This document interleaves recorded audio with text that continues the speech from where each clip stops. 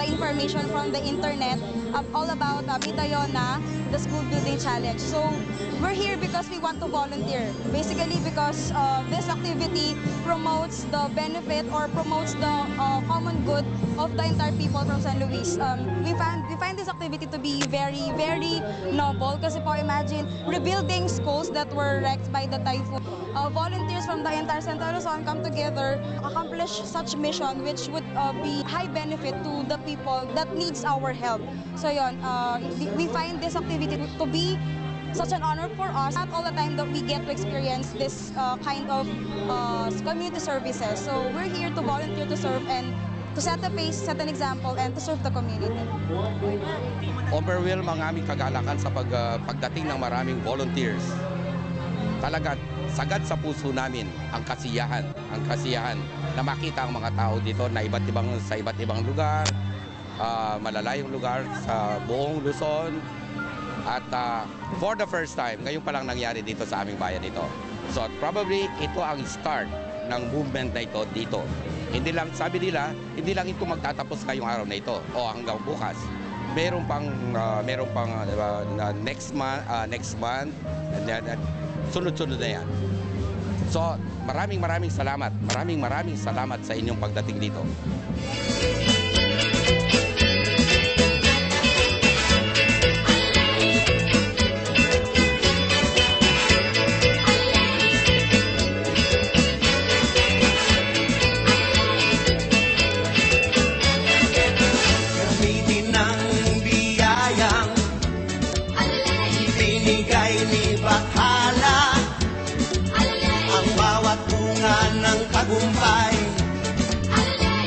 Ibalik sa pinagmulan.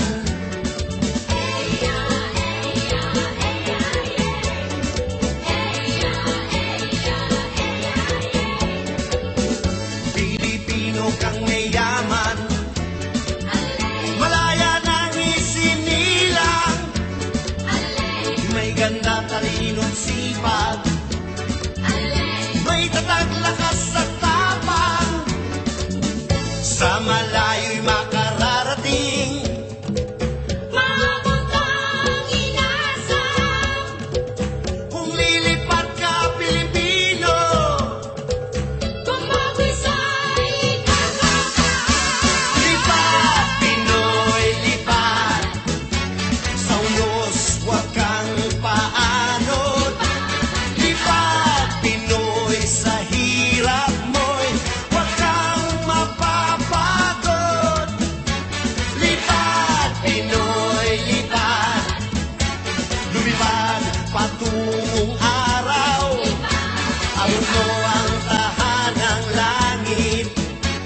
Lipat, Pinoy, lipat, lipat, Pinoy, lipat, lipat, Pinoy, lipat, lipat, Pinoy, lipat, lipat, Pinoy, lipat. Lumipat ka!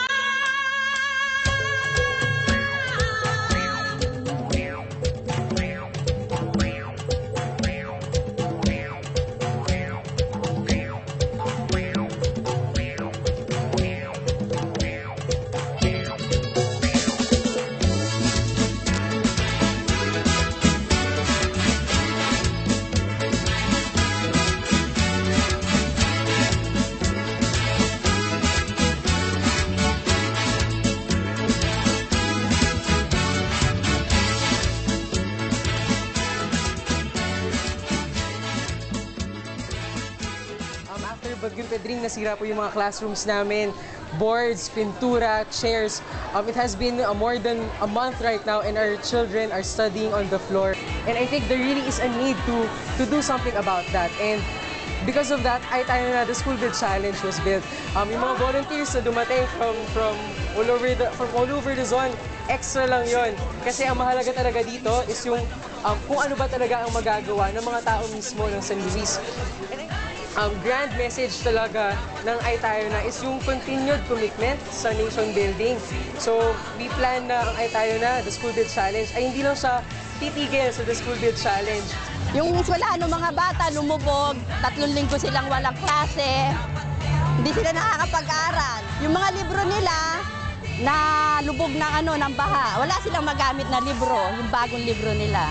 Natutuwa kami na mayroong tumutulong na tao sa mga nalubugan dito sa bayan namin, San Luis, at sa mga baryo na lubugan. Maraming salamat sa pagpunta nyo rito na kahit papano, dinalaw nyo yung lugar namin.